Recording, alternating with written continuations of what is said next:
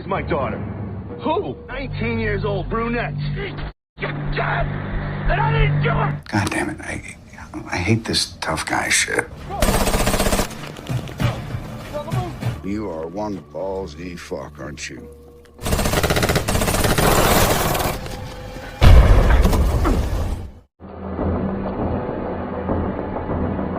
Film diawali dengan menampilkan seorang pria bernama Jack Hunter yang berjalan menyusuri jalanan sebuah kota. Jack kemudian memasuki sebuah bar dan memperhatikan kondisi sekeliling dengan seksama.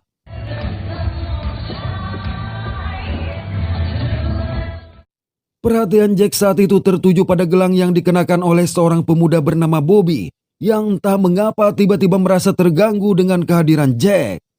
Hey, baby. Meski tatapan Jack beberapa kali mengarah pada gelang Bobby, ia tetap berusaha tenang dan memilih untuk pergi.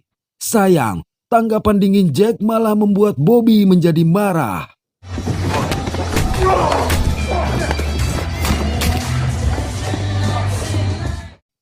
Tepat setelah Jack mengalahkan Bobby dan teman-temannya, pemilik bar yang bernama Ben Nichols yang dikawal oleh dua anak buahnya memasuki bar. Tanpa banyak bicara, Nichols mengusir Bobby dan teman-temannya, sedangkan Jack langsung diringkus. Begitu siuman, Jack mendapati dirinya sudah berada di kantor polisi dalam kondisi diborgol dan diinterogasi oleh Nichols, yang notabene bukan seorang polisi. So who are you? Di sini terungkap kalau Nichols adalah ayah Bobby, dan ia tidak suka Jack melukai Bobby seperti itu. Terlebih, Jack diketahui bukan penduduk setempat. We don't like strangers in this town. Nichols bahkan semakin dibuat kesal lantaran tak satupun pertanyaannya ditanggapi oleh Jack. Damn it, I hate this tough guy shit. He thinks he's tough. Setelah mendapat panggilan dari saudarinya, Nichols terpaksa meminta kedua anak buahnya melanjutkan interogasi. To be continued. Sekepergian Nichols, kedua pria berseragam itu tiba-tiba membungkus kepala Jack dengan plastik ketika sheriff bernama Kim masuk dan dibuat terkejut melihat mereka bertindak tidak sesuai protokol kepolisian. Whoa, whoa, whoa, what the is going on in here? You guys should go. This isn't protocol. Setelah menegur dan mengusir kedua pria berseragam tersebut, Kim langsung membuka borgol Jack, namun tanpa diduga. You're gonna walk me out of here. Okay? Kim mengungkapkan bahwa kedua pria tadi bukan polisi, sedangkan Nichols adalah orang yang disegani di kota mereka. They work for Nichols. They're not cops. He's the showgun around here.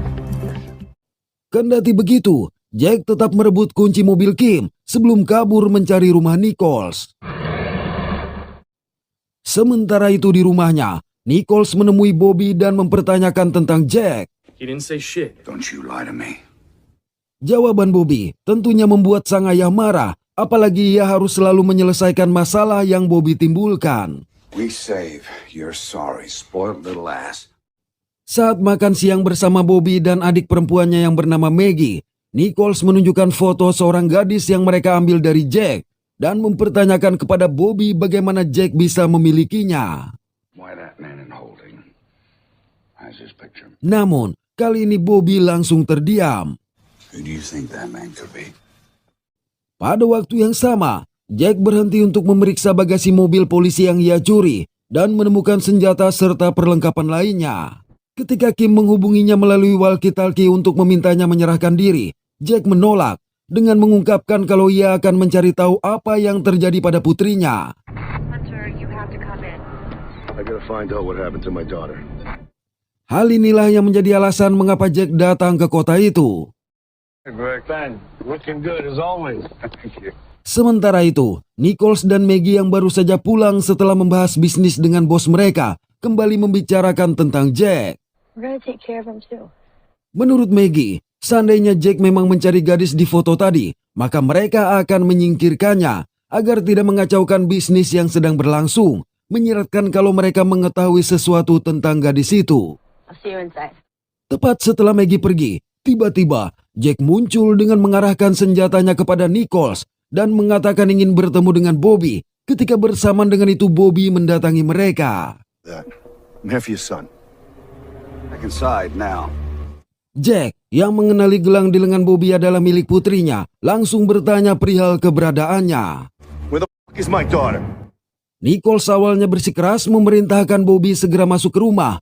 Tetapi dalam kondisi panik Bobby akhirnya mengungkapkan sesuatu yang mengejutkan. Say it. Tell me, you didn't mean what? I didn't want to hurt her. Jadi suatu malam, Bobby dan teman-temannya mengadakan pesta bersama anak Jack yang bernama Melissa. Di tengah pesta, Bobby memberikan Melissa obat yang menyebabkan dia overdosis. Malang, sebelum Bobby sempat melanjutkan kisahnya, Jack yang sudah terlanjur emosi langsung melepaskan timah panasnya.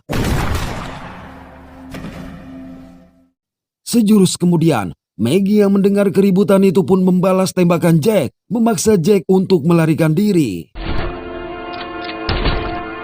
Dalam kondisi terluka, Jack masih dikejar oleh anak buah Nichols sehingga terpaksa ia meladeni serangan mereka.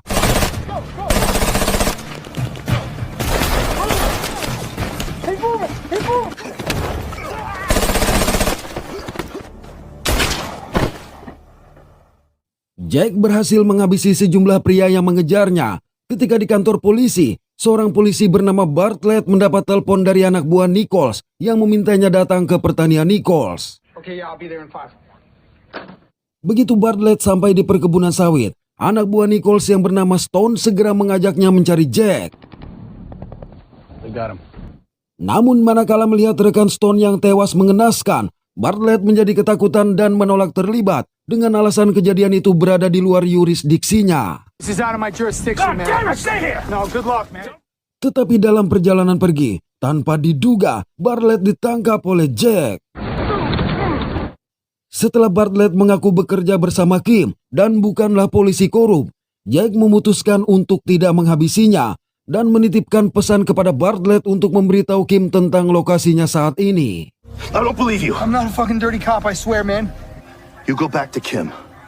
You tell her I'm out here. No one... Jack kemudian beristirahat di sebuah pondok yang ia temukan di tengah perkebunan sawit tersebut. Di kantor polisi, Bartlett yang baru saja tiba langsung memberitahu Kim tentang apa yang telah terjadi di perkebunan Nichols dan menyampaikan pesan dari Jack tadi. You killed Bobby. Oh my God. He has a message for you. He wants you to know where he's at. Mengingat Jack yang sempat mengatakan kalau ia sedang mencari putrinya, mereka berpikir kematian Bobby terkait dengan hal itu. Jadi Kim tetap berniat mendatangi Jack keesokan hari. I have a feeling Bobby Nichols knows what happened to her. Malam itu, Jack teringat akan Melissa yang mengutarakan kekecewaannya lantaran Jack selalu meninggalkannya dan tidak pernah menjelaskan kemana dia pergi atau apa yang ia kerjakan. Don't need some in and out, Dad. You gonna tell me what happened? You know I can't. Padahal, Melissa sangat membutuhkan sosok seorang ayah. I don't need a father, I need a dad. Karena itu, Jack menemui seorang pria tua bernama Murphy, di mana dia mengungkapkan keinginannya untuk berhenti bekerja dan lebih memilih berada di rumah bersama Melissa. Be at home with Melissa. Belum diketahui apa sebenarnya latar belakang Jack dan siapa Murphy, tetapi tampaknya Jack sangat menurut kepada pria tua ini. Take something precious like that away. Jack juga teringat saat ia menitipkan Melissa yang mengalami kecanduan obat kepada sahabatnya yang bernama Bill. Jack melakukan ini mengingat Bill memiliki pengalaman dalam mengatasi masalah kecanduan obat-obatan. Jadi Jack berharap Bill dapat membantu Melissa keluar dari dunia gelap itu. You have to listen to what he's telling you. He's been clean, what, 30 years? Okay, you guys are good, right? I'll get going. Dan malam itu, Jack baru menyadari kalau keputusannya yang lagi-lagi meninggalkan putrinya tersebut adalah awal dari penyesalan terbesarnya. Esok hari, Murphy yang menumpangi sebuah helikopter mendarat di halaman rumah Nichols. Murphy mengaku bahwa ia adalah satu-satunya orang yang mampu membuat Jack menyerahkan diri, menyebabkan mereka heran bagaimana Murphy bisa mengetahui tentang masalah tersebut. I'm the only one who's going to be able to bring him in. Yang lebih mengejutkan, Murphy juga mengetahui semua pekerjaan dan pasukan tentara bayaran Nichols. I know your security firm. Murphy berusaha memperingatkan Nichols kalau Jack bukanlah orang sembarangan dan Jack tidak akan berhenti sampai mendapatkan semua jawaban yang ia cari. He's not gonna stop until you're dead. Karena itu Murphy menyarankan agar Nichols memberitahu Jack tentang kebenaran yang masih mereka sembunyikan. Sayang, Nichols menganggap remeh perkataan Murphy. Enjoy your muffin. Pada waktu yang sama, Jack yang sedang tertidur tiba-tiba diserang oleh anak buah Nichols. Wake the fuck up!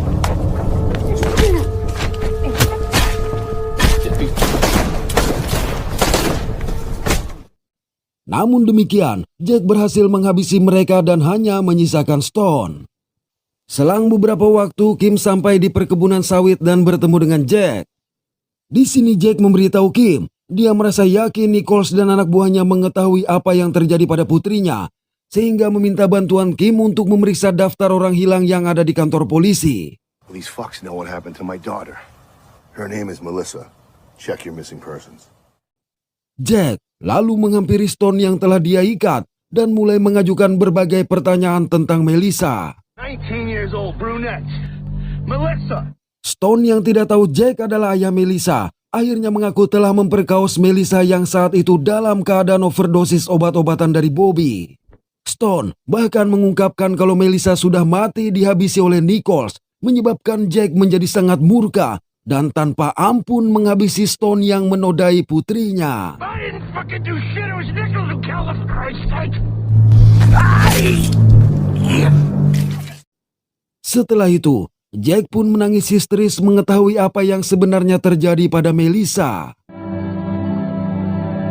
Di kantor polisi, Kim yang baru saja tiba bertemu dengan Murphy yang memperkenalkan diri sebagai mantan bos Jack.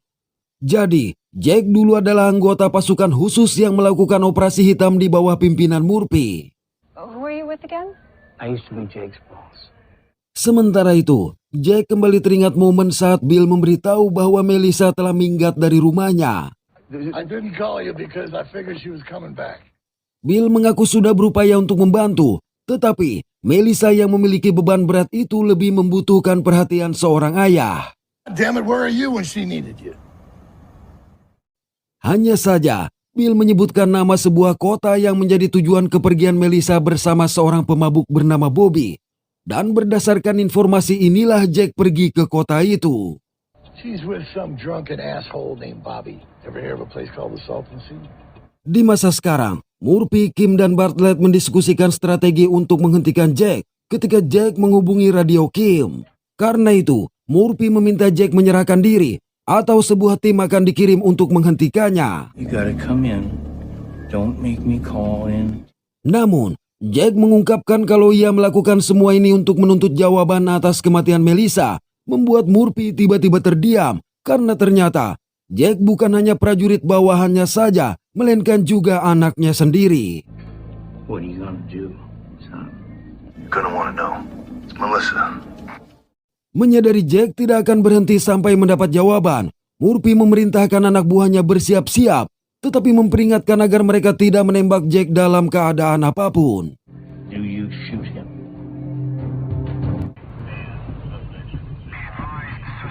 Dalam perjalanan, Jack menyadari kondisi kota yang sangat sepi membuatnya merasa curiga. Karena itu ia turun memeriksa, di mana seorang tentara langsung melepaskan tembakan, menyebabkan pertempuran sengit terjadi. Taking the shot.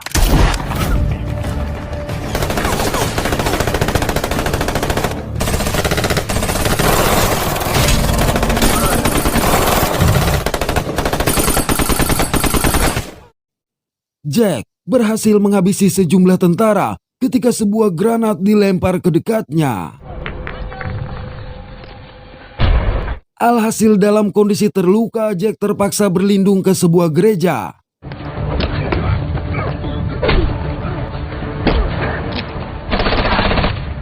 Mendengar kabar itu dari anak buahnya, Murphy mengajak Kim dan Bartlett menuju ke gereja yang dimaksud. That's it. Let's go. Head to the church. Tetapi di tengah perjalanan, Murphy mendadak memerintahkan Kim menghentikan mobil karena rupanya Jack yang terluka muncul di depan mobil mereka. Setelah memasuki mobil, Jack meminta mereka mengantarkannya ke rumah Nichols. Take me, Nichols. Saat itu, Nichols dan Maggie sedang berada di tepi danau untuk merenungkan tindakan yang telah mereka lakukan terhadap Melissa. No, she's not out here, okay? Let's go back home. It's just us. Dikarenakan Nichols masih ingin berada di sana, Maggie memutuskan kembali terlebih dahulu ke rumah.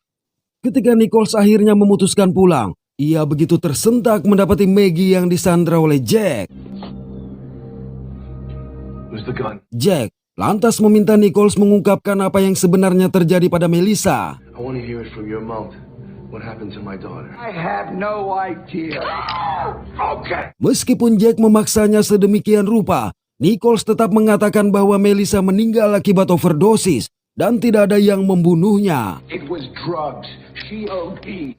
Menurut Nichols, Melissa dan Bobby sama-sama mengalami masalah kecanduan. Sementara sebagai ayah, mereka berdua kini juga sama-sama kehilangan anak. My daughter's gone. So it's my son. My son had a drug problem. Your daughter was an addict too. Nichols bahkan menantang Jack untuk menghabisinya dan berkata Jack tidak akan pernah tahu di mana tubuh Melissa berada. Nichols tidak menyangka kalau perkataannya tersebut terdengar oleh Kim dan lainnya melalui radio yang dibawa Jack. Where her body is. And you'll never find her. Oleh karenanya, mereka bertiga bergegas ke rumah Nichols bersama polisi yang lain. Di bawah kepungan polisi, Nichols mengira Jack tidak akan punya pilihan selain menyerah, sedangkan ia dan Maggie telah diselamatkan. Let us walk out of here. And that's the only chance you have. Situasi ini membuat Nichols teringat saat Bobby membawa Melissa pulang dalam keadaan sangat lemah.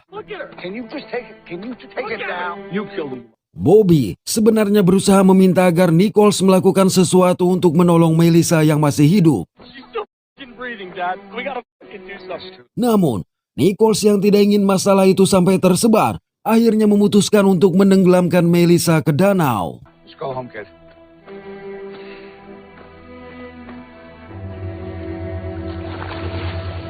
Parahnya, Maggie pun menjadi saksi tetapi pergi begitu saja.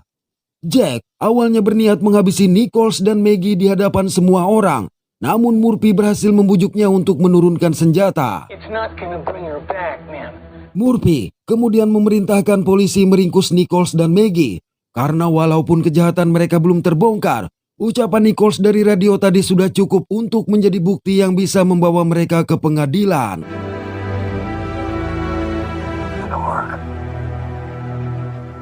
Life's not fucking fair. Di akhir film, Bartlett yang sedang membawa Nichols dan Maggie tiba-tiba dihentikan oleh sebuah mobil. Bartlett lalu meninggalkan mobil tanpa mengucapkan sepatah kata pun, di mana setelah itu Murphy mendekati mobil dan langsung memberondong Nichols dan Maggie.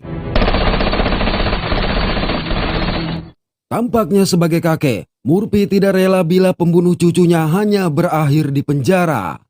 Oke, terima kasih sudah menonton sampai pada akhir konten ini. Mohon maaf atas ketidaksempurnaan dari kami. Semoga terhibur dan sehat selalu. Mantap.